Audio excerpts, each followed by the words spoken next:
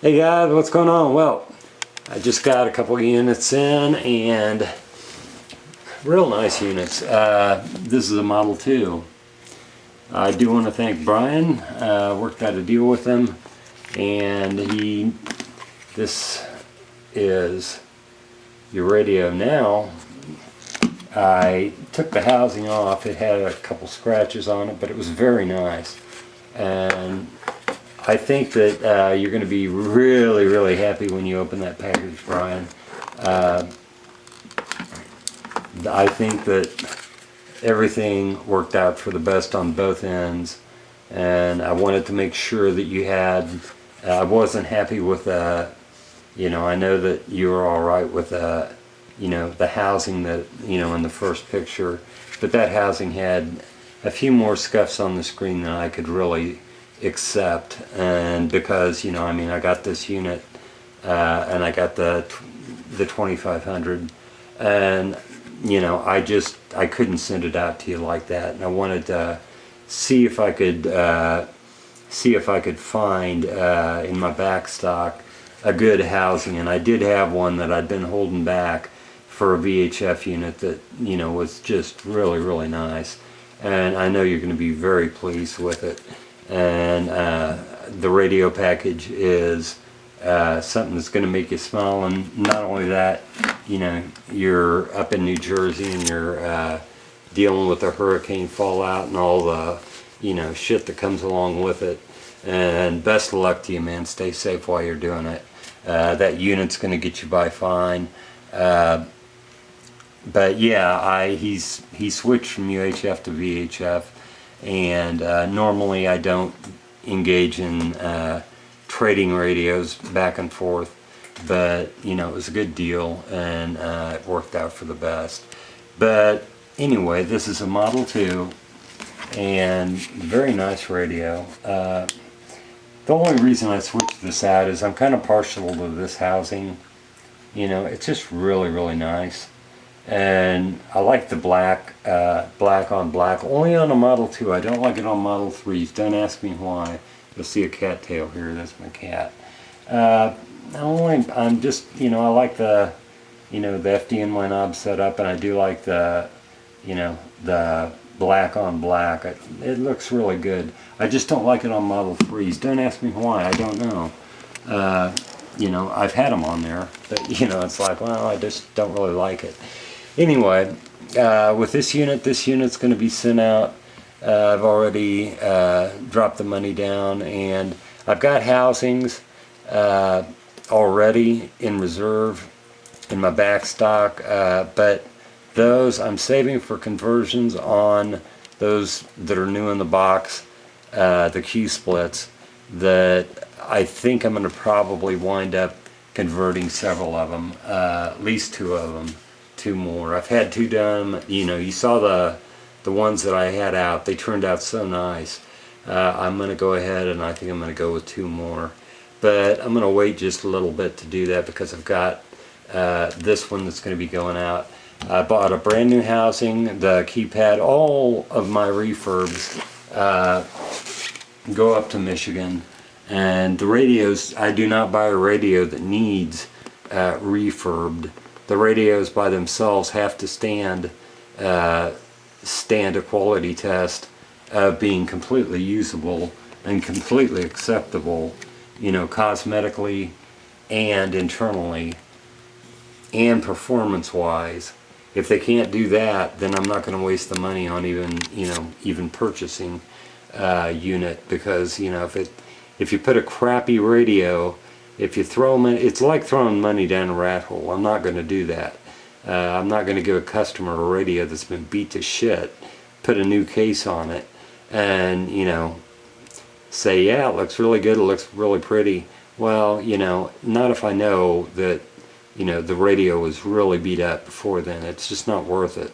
I don't want to spend my money that way. I don't want to see radios come into me that way. And I also will not accept selling a radio in that fashion.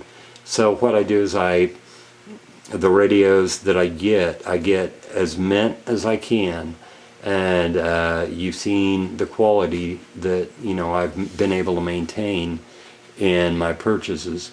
Some of them, you know, they're used, but, you know, I mean, they're in very, very good, both internal and external working order, and they're very, very good. No apologies.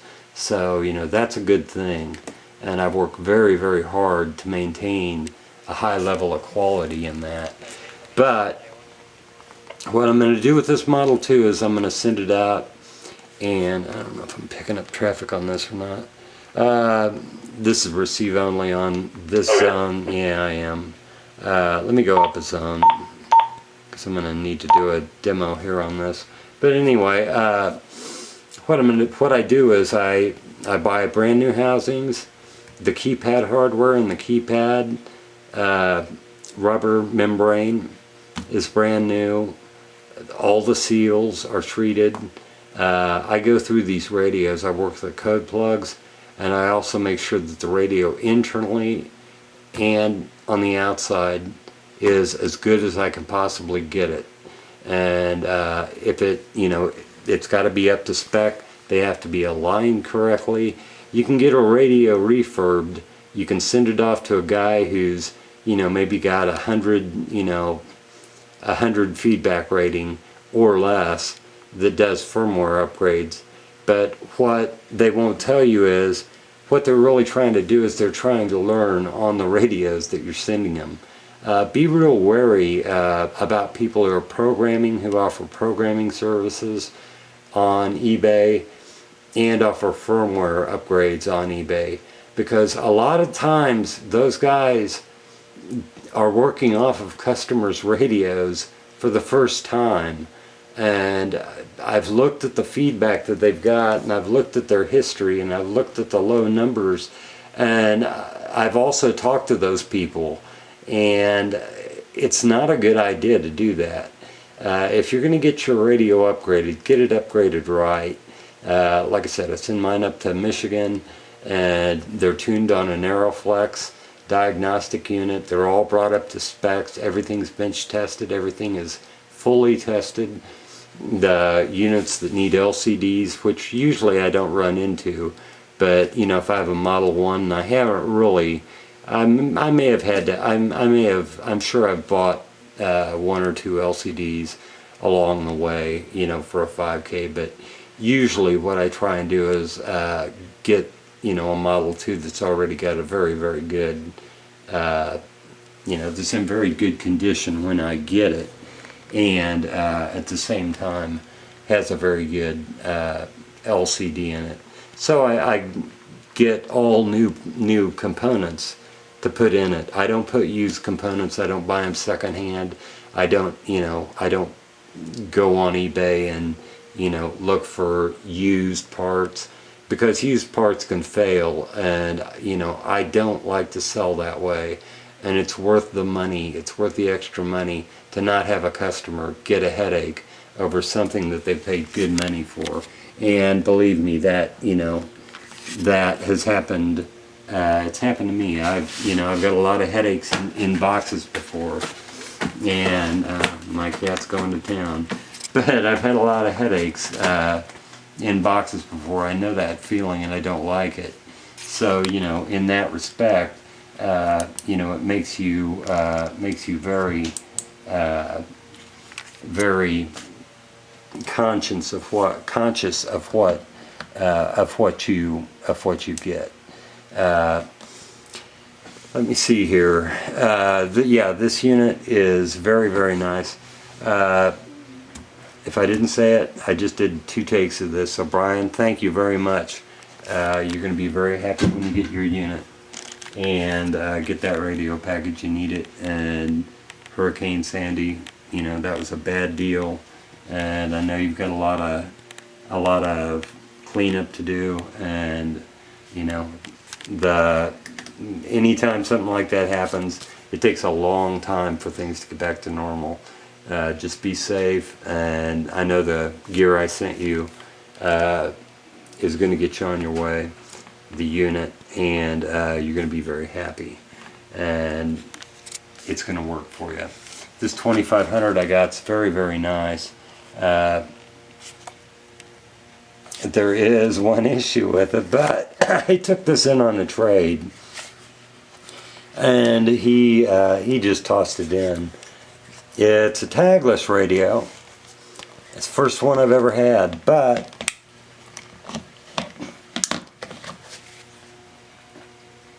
it's one of these ABC 123 type deals on it. So really, you know, it's a 4-meg. It's still a good, very, very good radio. Performance-wise, it works really well. And give me a second, because I need to get a battery, and I don't have a battery right here that is actually active.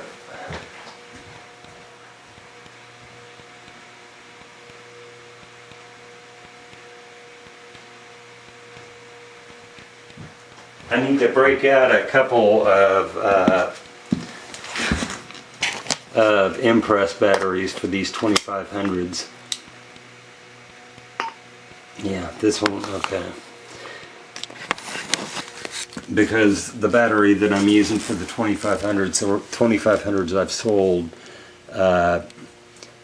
you know, this is a very nice radio. You can see the battery dying. There's not very much not very much juice left in this battery. In fact, no, it's not an Impress battery. I'm just going to have to break out a new one, and I will. But anyway, I'm trying to keep my drink away from my cat. Anyway, and keep my cat out of the picture. But anyway, okay, I'm rambling. Okay, let's see here. Turn this up a bit. And this battery's dying. Son of a bitch. I'm too far into the video. So it's just going to have to... I'm just going to have to wait on this. But these radios, I'll just give you a quick demo. This does have tags, and it's going to be a very nice one. It did come with encryption. It came with a black stop screw, which was actually a rubber. Motorola actually put out rubber seals there. Well, the threading is still present. You know, it's just Motorola just didn't, for whatever reason, they used a black gas plug. That's what I'm trying to say. And I went ahead, I had a spare R casing, so I went ahead and fixed that up. And like I said, this is a very, very nice radio. It's got a RAM processor in it, but running FPP, you're not going to be trunking, so it's not an issue. This did have a type of trunking in it, and it is a trunking radio right now at this point, but it's all conventional. I've got everything. This is 9600 baud, and it does have version 12 firmware, so it's very, very good. Legit tags, everything matches, and you know, the firmware's 12. I hope I didn't just say this, and I don't think I did. Like I said, I've done 2 takes of this video, and I'm not doing another one. If you guys have not upgraded to 17 CPS or 17 firmware, don't do it. There's going to be a lot of people who will say differently. You can look on, you know, message boards. I don't go onto you know, those things very much, unless I'm just looking for equipment. But you know, there's a lot of people that, you know, say, well, you know, they don't have a problem with it.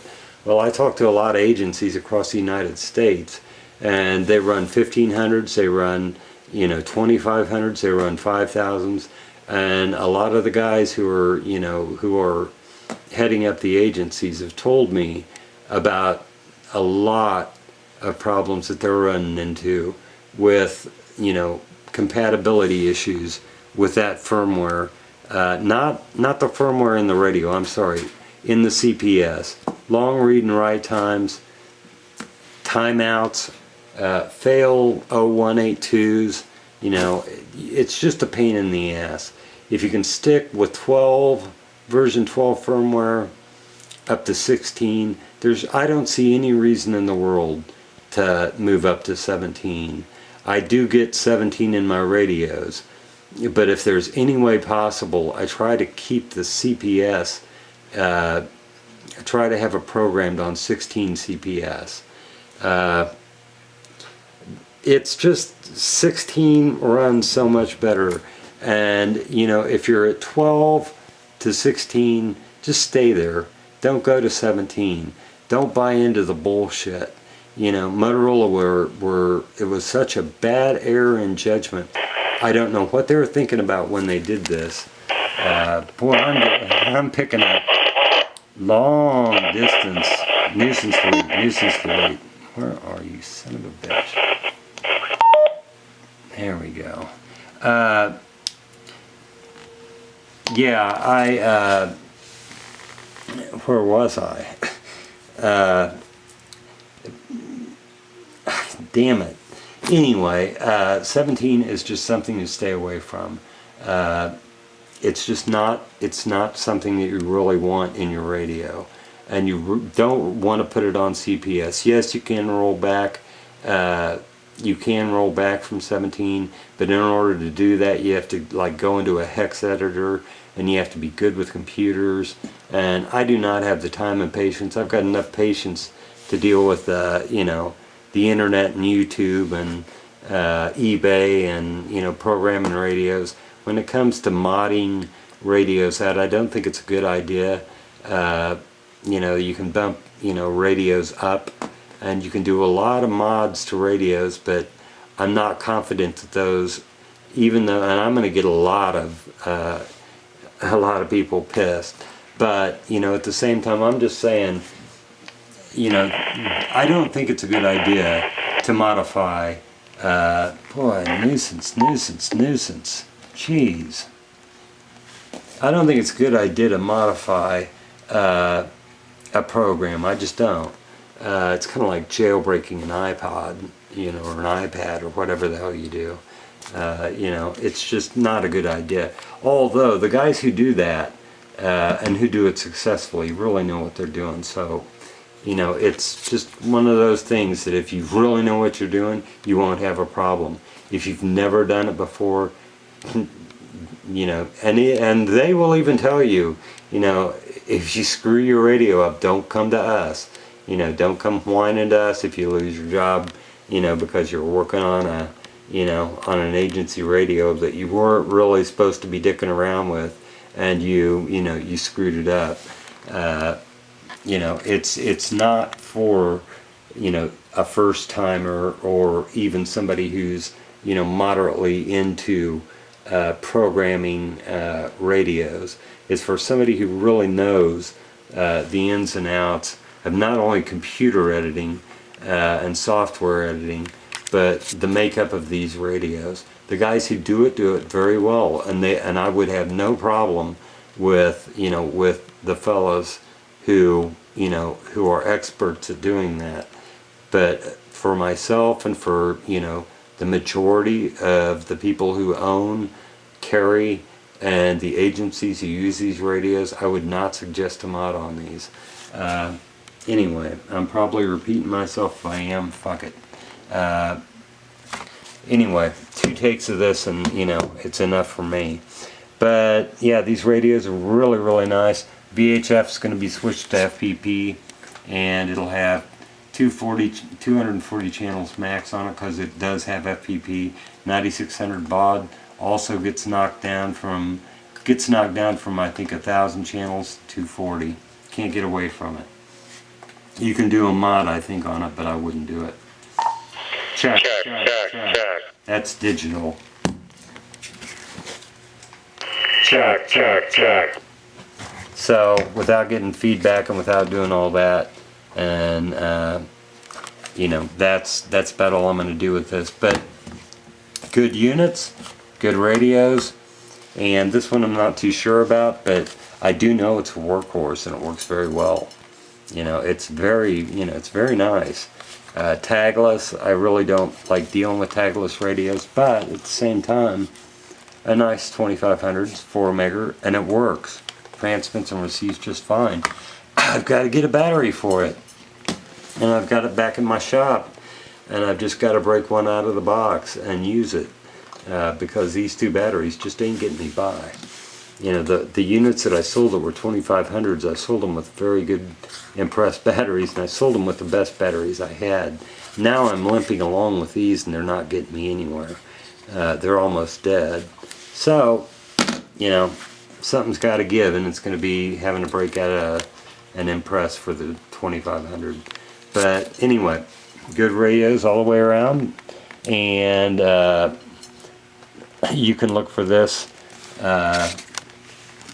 unit soon. It'll be rehoused with the Model 3 housing, new keypad. The version firmware will be on 12, since this does have a RAM processor. It will have the full FPP, and it will have a killer flash code. It'll be aligned and tuned properly, and it will be an ass kicker of a radio. It is now. So, you know, it's something you can be happy with now, and that's the only way I want a radio to be. You know, I just don't want to sell a radio, or I don't buy radios that I won't be happy with as they sit. You know, anything above, you know, anything on an upgrade is gravy. It's expensive gravy, but, you know, at the same time, people want FPP. Well, they want FPP, that's what they get. So that's going to be the next VHF unit to sell. I do still have that other one. That should be gone. I've got a whole lot of watchers on that, and you know, if you want to get that radio, you better grab it. You know, I mean, it's just a matter of time. I do have the price up there, but the price is very reasonable for all the stuff that I've added to that package, and it's just as simple as that. Anyway, these are the units. This unit did come with encryption. I've already pulled the board out of it. It had dual encryption, DS, OFB, DS, XL. I pulled the board and I just sold it tonight actually, and it's already in the mail. Just dropped it off at the post office a couple hours ago.